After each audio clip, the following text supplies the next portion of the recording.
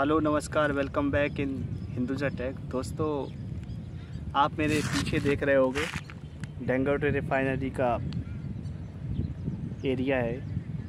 और आज मैं आपको बताने वाला हूं कि डेंगोटे रिफाइनरी में अगर आप इंजीनियर हो या किसी भी पोस्ट पे हो तो आपकी सैलरी कैसे आती है और आपकी सैलरी कितनी होती है। तो अगर आप हमारे चैनल पे नए हैं तो please don't forget to subscribe, क्योंकि मैं ऐसे ही इंटरेस्टिंग और इन्फॉर्मेटिव वीडियो आप तक पहुंचाता रहता हूं। तो चलिए वीडियो को स्टार्ट करते हैं।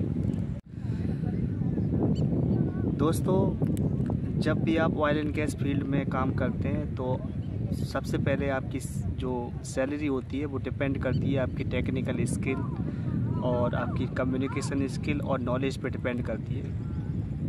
बेसिकली क्या होता है कि स्टार्टिंग में जो सैलरी का जो पैकेज होता है वो फ्रेशर के तौर पे अगर आप ज्वाइन कर रहे हो तो आप लोगों को थोड़ा पैकेज कम रहता है, लेकिन जैसे जैसे एक्सपीरियंस होता है वैसे वैसे आपकी सैलरी पैकेज के साथ साथ आपका एक्सपीरियंस भी बढ़ता रहता है। तो यहाँ पे डेंगोटे रिफाइनरी में बहुत सारे कॉन्ट्रैक्टर सब कॉन्ट्रैक्टर हैं जो कि काम कर रहे हैं, और मे भी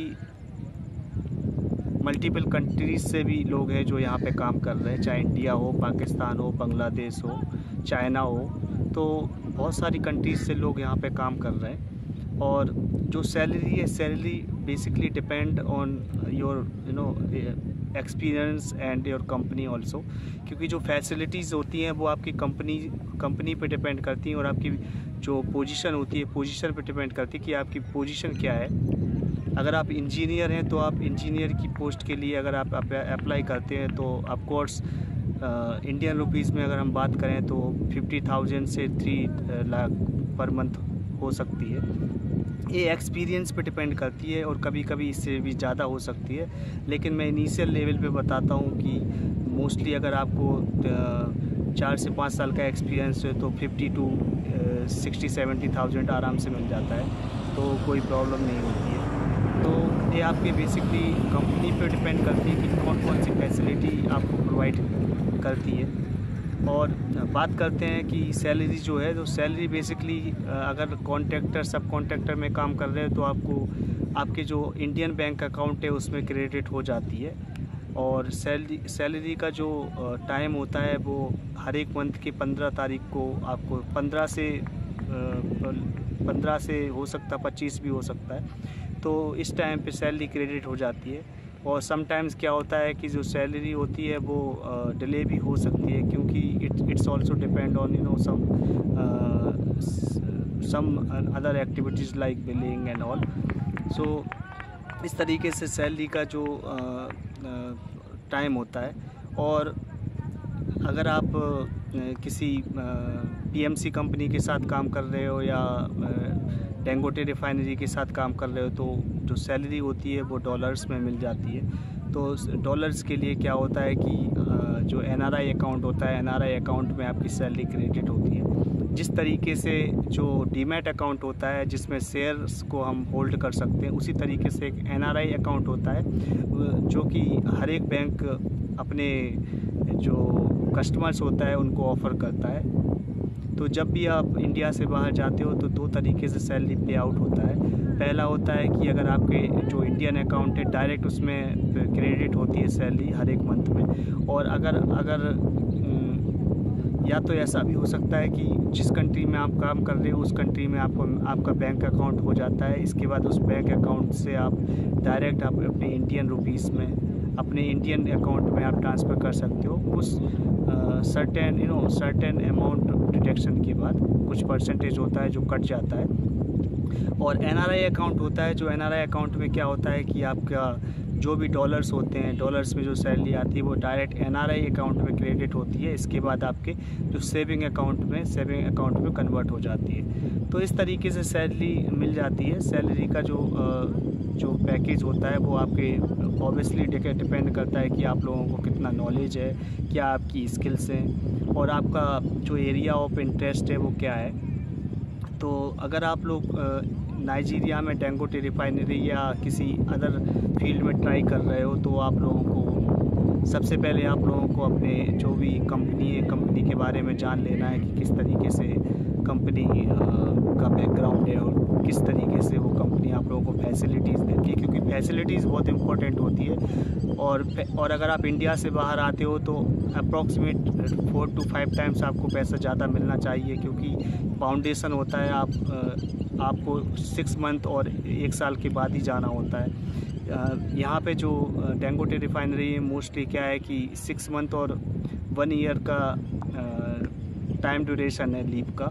तो बहुत सी कंपनियाँ ऐसी हैं जो अपने एम्प्लॉयज़ को 6 मंथ में लीव प्रोवाइड करती हैं। बहुत सी कंपनियाँ ऐसी हैं जो अपने एम्प्लॉयज़ को 1 ईयर 11 मंथ्स कंप्लीट होने के बाद अलाउ करती हैं लीव के लिए।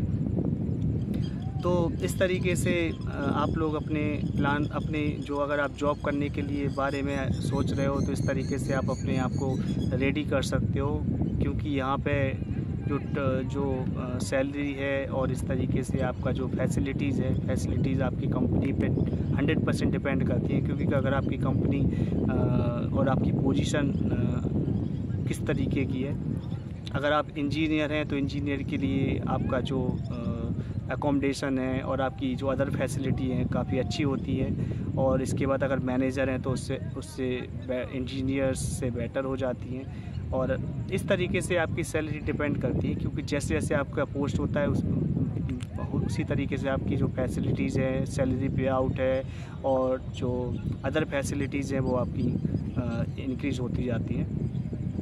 तो दोस्तों इस वीडियो में मैं आप लोगों को यही बताना चाहता था कि यहाँ पे जो सैलरी होती है वो सैलरी किस तरीके से पे आउट होती है और किस तरीके से सैलरी का पैकेज होता है। तो क्योंकि यहाँ पे बहुत सारे ऐसे लोग हैं जो जिनको 2 to 3-4 लाख पर मंथ भी मतलब पे आउट हो रहा है, तो उनके एक्सपीरियंस पे डिपेंड करता है। जिनको 10 to 20 ईयर्स का एक्सपीरियंस है उनको ज़्यादा पे आउट होता है ऑब्वियसली, क्योंकि उनके पास नॉलेज होता है, टेक्निकल स्किल्स होती हैं, कम्युनिकेशन स्किल्स होती है और इसके बाद जो मैनेजियल स्किल्स होती हैं, तो उनके ऊपर रिस्पॉन्सिबिलिटी भी ज़्यादा होती हैं।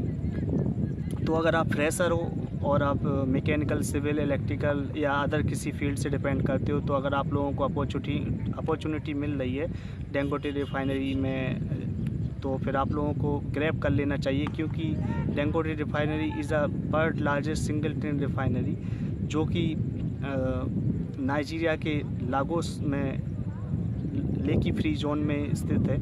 तो आप लोगों को इस अपॉर्चुनिटी को छोड़ना नहीं चाहिए। और मैंने अपने चैनल पे बहुत सारे ऐसे वीडियोस डाले हुए हैं जो आप लोगों को देखना चाहिए, जो आप लोगों को हेल्प करेगी कि किस तरीके से आपको जॉब करना है, किस तरीके से आप लोगों को पाइपिंग फील्ड में, ऑयल एंड गैस फील्ड में आप लोगों को आना है अगर आप मैकेनिकल इंजीनियर हैं तो अगर आप फ्रेशर हैं या आप किसी कॉलेज में पढ़ाई कर रहे हैं तो आप लोगों को ऑयल एंड गैस फील्ड के बारे में ज़रूर सोचना चाहिए, क्योंकि एक ऐसी फील्ड है क्योंकि इसका स्कोप ज़्यादा है और आप लोग इंडिया से बाहर भी अपॉर्चुनिटी ग्रैब कर सकते हो। तो मेरा कोशिश रहता है कि आप लोगों तक ज़्यादा से ज़्यादा इन्फॉर्मेशन शेयर करूं, जिससे कि आप लोग कुछ सीख सकें और आप लोग उसको आगे अपने लाइफ में इम्प्लीमेंट कर सकें। सो thank you so much for this video. अगर आपको वीडियो अच्छा लगा हो तो चैनल को सब्सक्राइब कर लें, वीडियो को लाइक करें, और अगर आपको कोई हेल्प चाहिए तो आप कमेंट बॉक्स में कमेंट कर सकते हैं। So thank you so much for this video. Bye bye, take care. जय हिंद, जय भारत।